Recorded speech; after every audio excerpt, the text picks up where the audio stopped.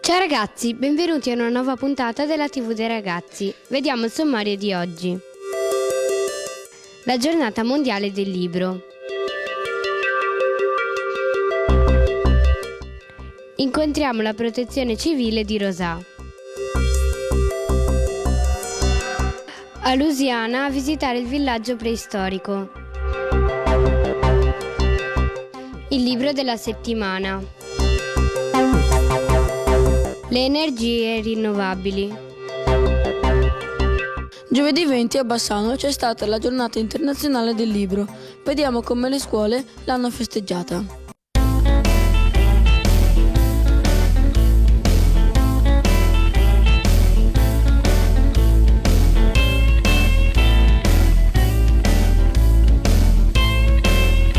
Ciao a tutti! Il 23 aprile è un giorno molto importante perché è la giornata internazionale del libro e del diritto d'autore, patrocinata dall'UNESCO, per promuovere la lettura e la protezione della proprietà intellettuale. Viene festeggiata in tutto il mondo e in modi diversi. A Bassano del Grappa le scuole della materna e le medie hanno aderito al Flashbook Mob. Oggi, giovedì 20 aprile, andiamo a scoprirlo insieme.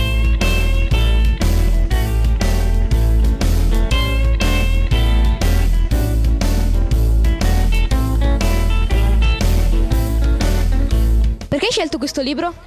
Perché è un bel libro, mi piace, perché è un libro che parla della storia dei lupi e mi piace la natura e quindi lo consiglierei.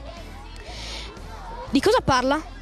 Parla della storia di alcuni lupi che vivono in un territorio dei mostri sibillini e devono rifarsi la vita perché muore il loro capo e quindi devono cercare di rinascere, di riprodurre il gruppo dei lupi e cercare di cavarsela come possano.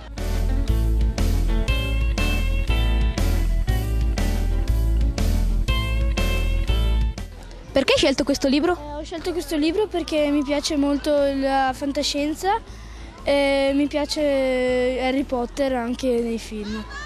Di cosa parla? Parla di un ragazzo di nome Harry che va in una scuola che si chiama Hogwarts per diventare un grande mago, però non sa che c'è un nemico di nome Voldemort che lo vuole uccidere. I libri sono come la mente, funzionano solo se li apri.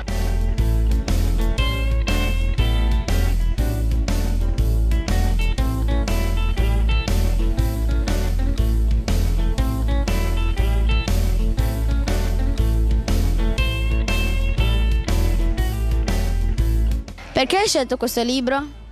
Perché racconta la storia di amici che a me piace tanto, insomma.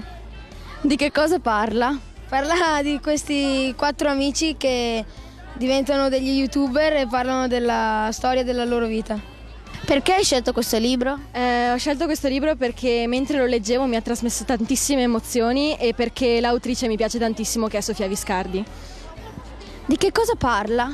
Parla di questa ragazza che viene da Milano, Margherita, che ha una vita parecchio incasinata e è un romanzo, quindi troverà l'amore e gli succederanno tantissime cose. Perché lo consiglieresti? Perché dato il fatto che a me ha trasmesso tantissime emozioni, mi ha fatto proprio sentire parte della storia, lo consiglierei appunto per questo, perché ti dà tantissimo. Perché avete scelto questo libro?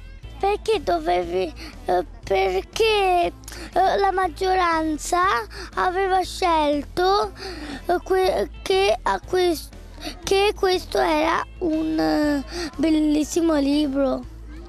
Di che cosa parla? Di amicizia.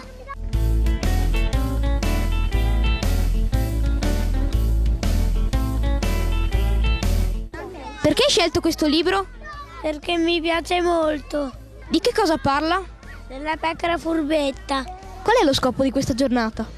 Beh, intanto è una giornata per star tutti bene assieme, però il motivo principale è perché è la giornata internazionale della lettura, della promozione dei libri.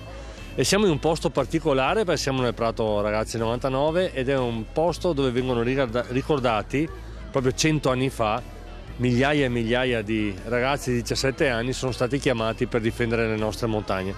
Per cui noi Con oggi vogliamo cambiare l'arma, che è stata un'arma di uccisione, in un'arma che diventa il libro, che diventa la promozione della lettura, delle parole, dello scambio delle parole e soprattutto le parole portano alla pace.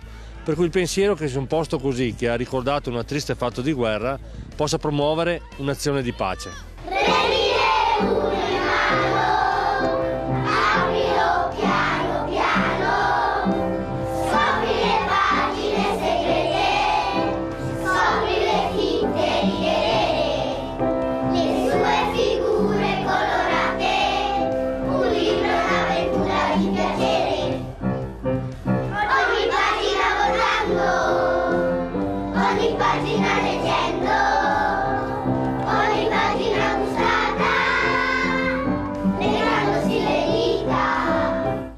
Dal Prato Santa Caterina è tutto e ricordate, i libri sono come la mente, funzionano solo se li apri.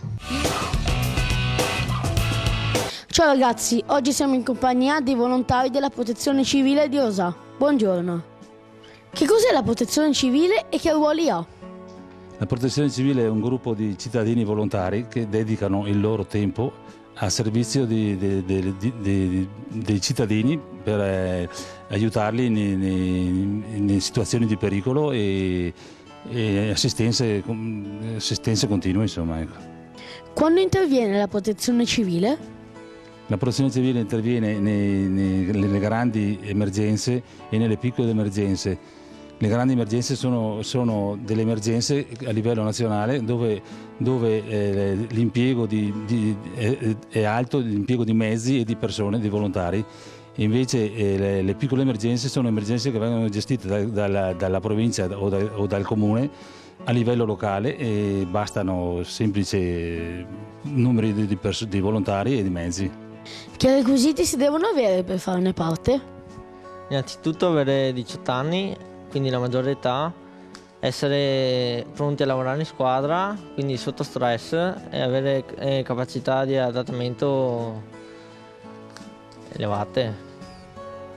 Che strumentazione utilizzate per i vostri interventi? Abbiamo ad esempio il pick-up 4x4, quindi fuoristrada che può comunque raggiungere anche zone montane, anche in caso di cercapersone.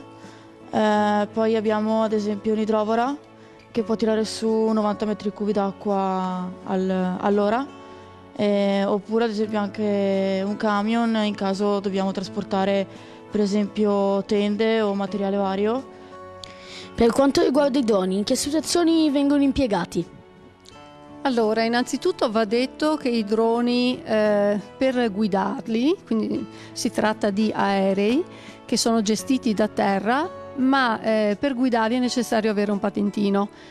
Vengono usati per controllare le aree che hanno subito dei danneggiamenti, come le zone terremotate o come l'albergo distrutto, eccetera.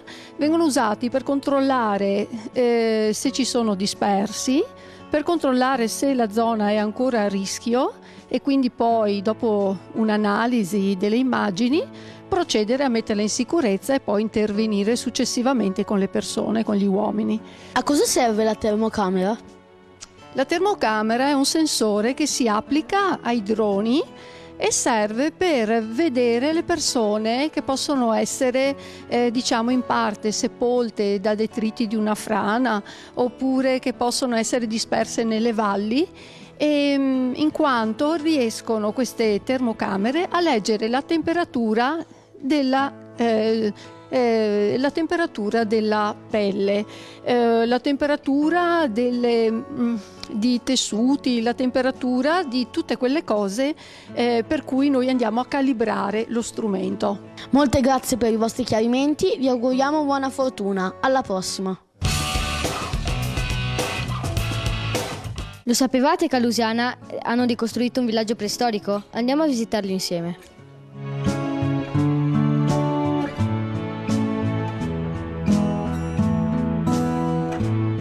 Buongiorno Mirka. Buongiorno e benvenuti. Grazie. Come mai qui a Lusiana esiste un villaggio preistorico? Allora, questo villaggio preistorico esiste proprio perché qui abbiamo trovato dei reperti e delle persone appassionate a far conoscere il nostro territorio agli altri hanno pensato di ricostruirlo. Quante persone si stima abbiano abitato qui?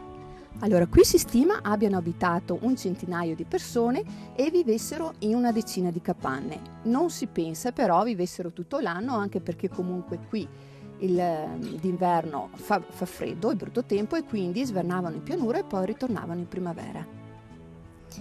Che tipo di attività svolgevano prevalentemente? Allora, le loro attività erano soprattutto quelle dell'agricoltura e qui venivano seminati tutti i tipi di cereali e poi ovviamente l'allevamento, e quindi allevavano i diversi animali, quindi pecore, qui tantissime, e poi capre, maiali, qualche mucca e qualche cane ovviamente. Che sulla sommità di questo colle? Allora, sulla sommità di questo colle, proprio perché qui abbiamo trovato i reperti archeologici e quindi abbiamo pensato di ricostruirlo proprio qui per far capire alle persone come vivevano qui, ovviamente quelli che sono arrivati prima di noi. Quanto tempo ci è voluto per ricostruirlo? Allora, la ricostruzione ha impiegato parecchio tempo, anche perché prima si sono dovuti finire tutti gli scavi e quindi riuscire a ritrovare i reperti il più possibile, tutti quelli più possibili, e poi si è potuto iniziare la ricostruzione. Ovviamente la manutenzione è sempre continua perché sono tutte cose fatte di legno e quindi c'è bisogno di ristrutturarlo spesso. Che tipo di percorso didattico proponete? Allora, il nostro percorso didattico è adatto soprattutto alle scuole e quindi alle elementari di classe terza che studiano proprio questo periodo storico. Proponiamo la visita ovviamente di tutto il villaggio e poi dei laboratori abbinati quali la macina dei cereali, la lavorazione con il telaio, il tiro con l'arco e il vasetto di argilla.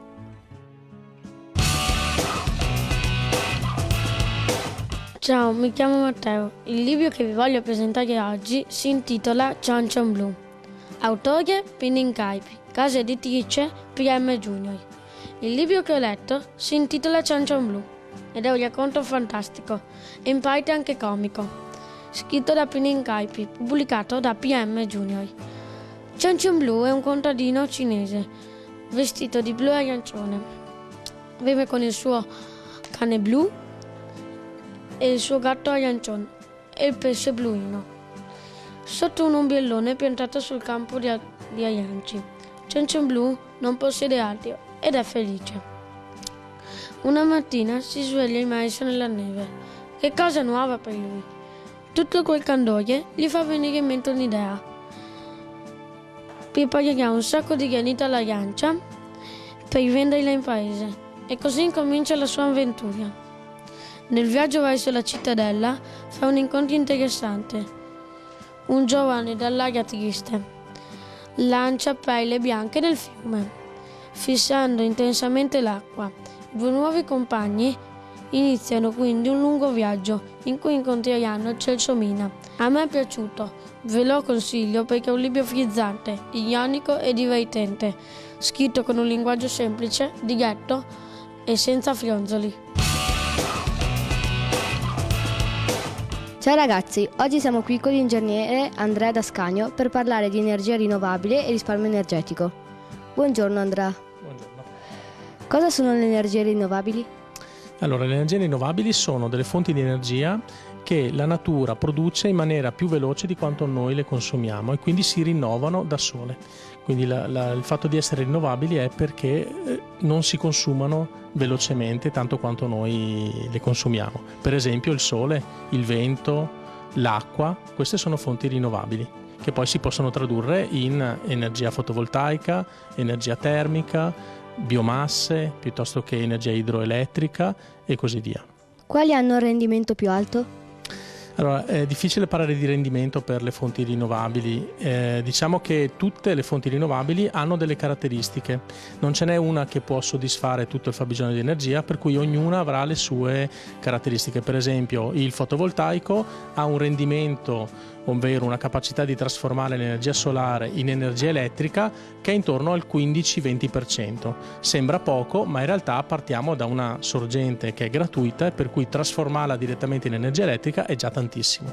Altre fonti possono avere rendimenti più alti, tipo l'energia solare termica, può trasformare l'energia solare in acqua calda con un rendimento che arriva anche all'80%, però è chiaro che trasformi da calore a calore, quindi è meno pregiato. Quindi ogni fonte rinnovabile ha una sua caratteristica di rendimento. Quello che conta è, diciamo, il rapporto tra i costi di questa fonte e i benefici che ne dà. Ecco, questi sono, diciamo, i parametri più importanti. In generale però tutte le fonti rinnovabili hanno una loro ragione d'essere, perché ci sono zone ventose dove la cosa migliore da fare è sfruttare il vento, zone soleggiate dove la cosa migliore da fare è sfruttare il sole, e quindi ognuna di queste ha una sua valenza al di là del rendimento. Perché si sente parlare sempre più spesso di queste energie? Perché queste energie sono diventate ormai molto importanti per tutte le comunità a livello mondiale, e perché a livello generale abbiamo bisogno di nuove fonti di energia che siano meno impattanti per l'ambiente, e in particolare che non emettano anidride carbonica, che è quel famoso gas che crea l'effetto serra. Tutti i paesi del mondo si sono impegnati a ridurre questo gas che noi emettiamo con le nostre fonti di energia tradizionali, cosiddette fonti fossili, e quindi le fonti rinnovabili sono per forza necessarie per riuscire a migliorare la situazione. Anche per oggi è tutto, ci vediamo domenica prossima alle 14:30, sempre qui su Rete Veneta. Se avete idee o curiosità da proporci, scriveteci all'email che vedete. Le puntate possono essere riviste sul sito di Rete Veneta. Seguiteci anche su Facebook.